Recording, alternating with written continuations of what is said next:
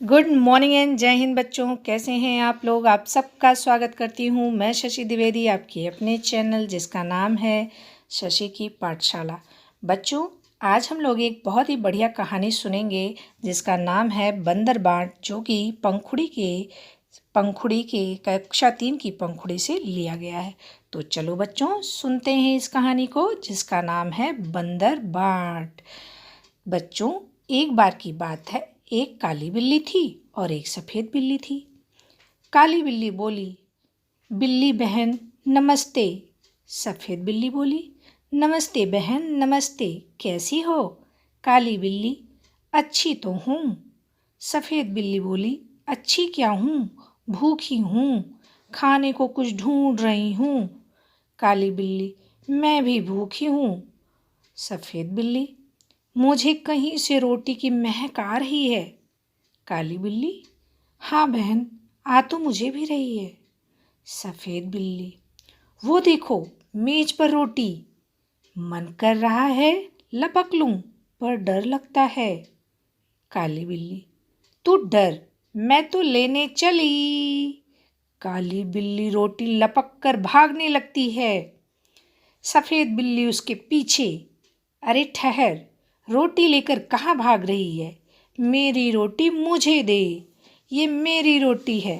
काली बिल्ली, तेरी रोटी? तेरी रोटी कैसे हो गई भाई? सफ़ेद बिल्ली, मुझे तुझे रोटी मैंने ही दिखाई थी, इसलिए ये रोटी मेरी है। काली बिल्ली, नहीं, रोटी मैंने लपकी थी, इसलिए मैं रोटी नहीं दूंगी। सफ़ेद बिल्ली, मैं तुझे रोटी नहीं ले जाने दूंगी। काली बिल्ली बोली, मेरा रास्ता छोड़ो, मैं तुम्हें रोटी नहीं दूंगी। दोनों झगड़ती हैं, एक दूसरे पर गुर्राती हैं। हाँ, तभी बंदर का प्रवेश होता है। बंदर आ जाता है। तुम दोनों क्यों झगड़ रही हो? मेरी रोटी कहकर दोनों चिल्ला भी रही हो। रोटी किसकी है इसका फैसला मैं कर देता हूँ, आओ मेरे साथ। बंदर रोटी अपने हाथ में लेकर चलता है। दोनों पीछे पीछे चलती हैं। बंदर मेज पर आकर बैठ जाता है। बिल्लियां मेज के सामने इधर उधर खड़ी हो जाती हैं। बंदर सफ़ेद बिल्ली से, बोलो तुम्हें क्या कहना है? श्रीमान जी, रोटी पहले मैंने ही देखी थी, इसलिए रोटी पर पूरा अधिकार मेरा है। काली बिल्ली से, बोलो तुमको अपने पक्ष में क्या कहना है? श्रीमान जी, रोटी लेने मैं ही झपटी थी, इसलिए रोटी मेरी हुई ना। क्या तुम दोनों का कोई गवाह है? जी नहीं, कोई नहीं, हम लोगों का कोई गवाह नहीं है। जब कोई गवाह ही नहीं है तो किसकी बात सच मानूं? मेरा फैसला है कि रोटी तोड़ तोड़ कर आप दोनों को बराबर बांट दी जाए। मेरे पास धर्म कांटा भी है। बंदर मेज के नीचे से तराजू निकालता है और रोटी तोड़ कर दोनों पलड़ों पर रखता है। तराजू उठाता है, एक पलड़ा नीचे झुक जाता है दूसरा ऊपर। बंदर, यह टुकड़ा कुछ भारी निकला, इसे खाकर कुछ हल्का कर देता हूँ। फिर तराजू उठाता है, अब दूसरा पलड़ा भारी हो जाता है।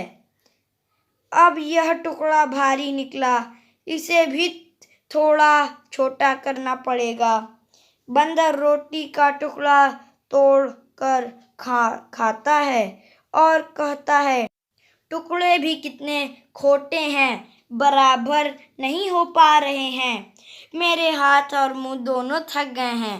दोनों बिल्लियां बंदर की चालाकी भांप जाती हैं और एक दूसरे की ओर देखते हुए कहती हैं, श्रीमान जी, आप टुकड़ों को बराबर करते करते थक गए हैं। बची खुची रोटी हमें दे दीजिए, हम बांट कर खा लेंगे। हमें यह बंदर बांट नहीं चाहिए। नहीं नहीं, तुम दोनों फिर झगड़ोगी, इसलिए मैं झगड़े की जड़ ही मिटा देता हूँ। बची खुची रोटी भी खा जाता है और तराजू लेकर वहाँ से भाग जाता है बंदर। दोनों बिल्लियाँ पछताती रह जाती हैं। काली बिल्ली, रोटी तो बंदर खा गया, अब क्या करें? सफ़ेद बिल्ली, करना क्या है? आगे से झगड़ा बंद, अपना फैसला मिलजुल कर करेंगे। दोनों बिल्लियाँ गले मिलती हैं और साथ साथ चली जाती हैं। अगले दिन दोनों बिल्लियों को दूध से भरी कटोरी मिली। वे सोचने लगीं, दूध को कैसे बांटें। तभी फिर वहीं पर बंदर आ गया। बताओ बच्चों, आगे क्या हुआ होगा? बच्चों, अब इस अभ्यास प्रश्न के उत्तर बताइए। दोनों बिल्लियों के बीच किस बात पर झगड़ा हुआ? झगड़े को मिटाने के लिए बंदर ने क्या किया? बंदर की जगह तुम होते तो तुम रोटी किसको देते? और बच्चों, इस कहानी से हमें क्या शिक्षा मिलती है? बच्चों, हमें अपने झगड़े को कभी भी दूसरों के बीच में नहीं ले जाना चाहिए। अपनी असहमति को, अपने झगड़े को आपस में ही सुलझा लेना चाहिए। नहीं तो आपस के झगड़े का फ़ायदा दूसरा कोई उठाता है। जैसे दोनों बिल्लियों के झगड़े का फ़ायदा किसको मिला? बंदर को। इसलिए कभी भी अपने झगड़े को बाहर नहीं ले जाते हैं। अब हम लोग नई कहानी में मिलेंगे। बाय बाय बच्चों, थैंक यू।